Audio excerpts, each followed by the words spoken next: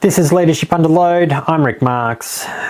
This work has been recognised with a 2025 Global Recognition Award, not for theory, but for practical leadership under real conditions. This podcast exists for one reason: to name what leadership actually carries and what happens when that weight is mismanaged. Because leadership does not fail first in strategy, it fails in load. And understanding that changes how leadership is practiced. Load-bearing leadership is not a concept. It's not a philosophy, and it's definitely not a style. It's a structure. And like any structure, it either holds under pressure or it doesn't. And most leadership conversations stay at the surface: what to say, how to behave, how to motivate. But behaviour is not what sustains leadership. Structure is. The question is not, am I a good leader? The question is, does my leadership hold when pressure increases? Because pressure reveals the truth of the system immediately.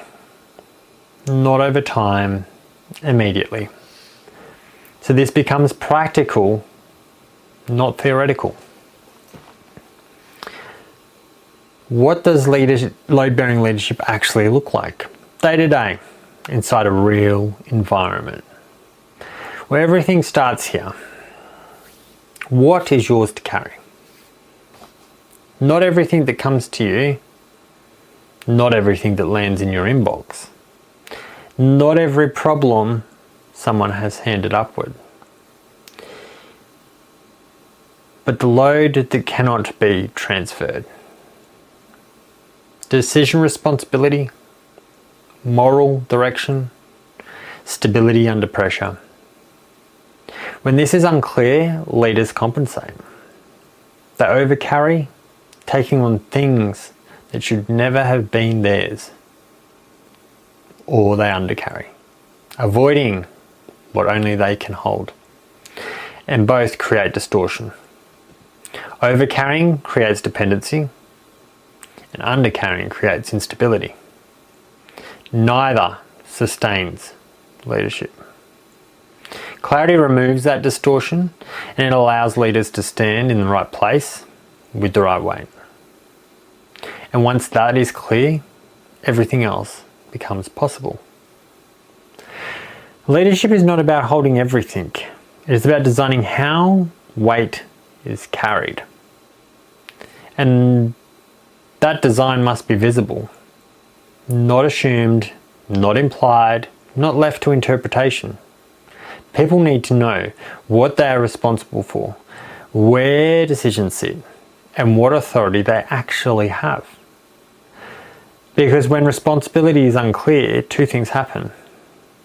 Some people carry more than they should, and others carry less than they could. And both create imbalance.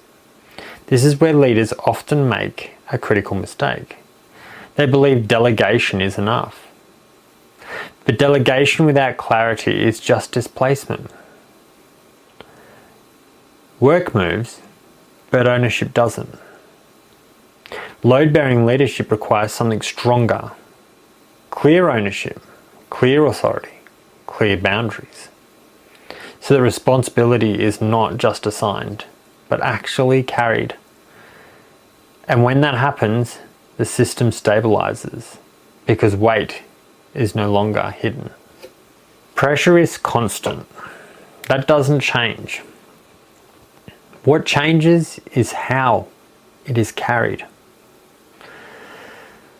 Leaders become the emotional reference point of the system, whether they intend to or not.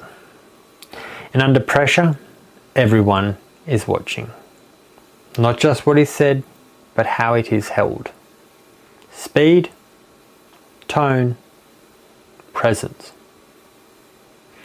This is where leadership either stabilizes the environment or destabilizes it. Because reaction amplifies pressure. Regulation contains it. And containment is part of the load. This is not about suppressing emotion, It is about processing it responsibly so that it doesn't spill over into the system. Because when leaders react, others compensate.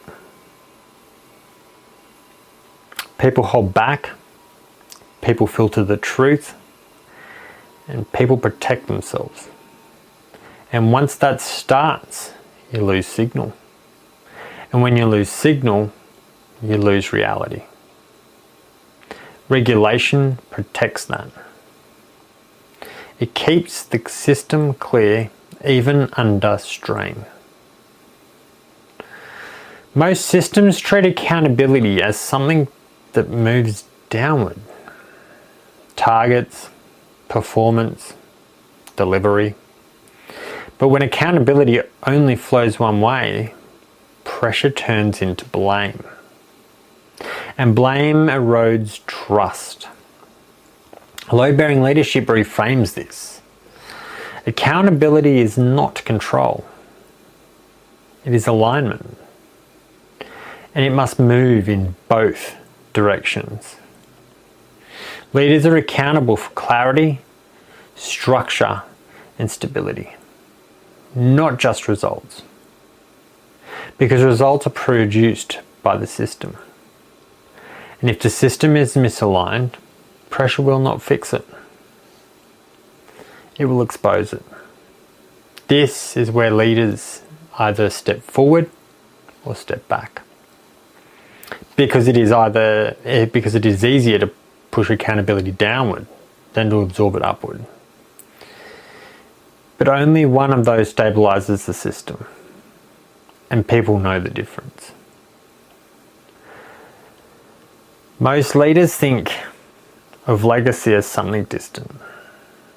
Something that happens later, after the role, after the work, after the outcome. But legacy is not future-based. It is present-based. It is built in real time. In what you allow, in what you correct, in what you ignore. Because every one of those decisions sets a standard. A standard becomes culture. Not through intention, but through repetition. This is the load most leaders underestimate. Because it doesn't feel urgent. But it is always accumulating. And eventually it becomes the environment that others inherit. Whether you intend it to or not. None of this is complex, but it is demanding because it requires consistency. Clarity, distribution, regulation, accountability, legacy. Not occasionally, continuously. This is what separates performative leadership from structural leadership. One looks effective in moments, the other holds over time. There is a simple way to see this clearly. The pressure increases. What happens to the system? Does it become clearer or more confused? Does responsibility sharpen or scatter? Does trust increase or fracture? That answer tells you everything, because pressure does not create problems. It reveals them. So the question is not, am I doing enough as a leader? The question is what I'm carrying and how I carry it, allowing the system to hold. Because that is the work. If you want to go deeper into this, the newsletter breaks it down further. And if you want to understand what this looks like in your environment, start with the stability conversation, because clarity is where this work begins. This has been Leadership Under Load. I'm Ric Marks. Thank you for joining me.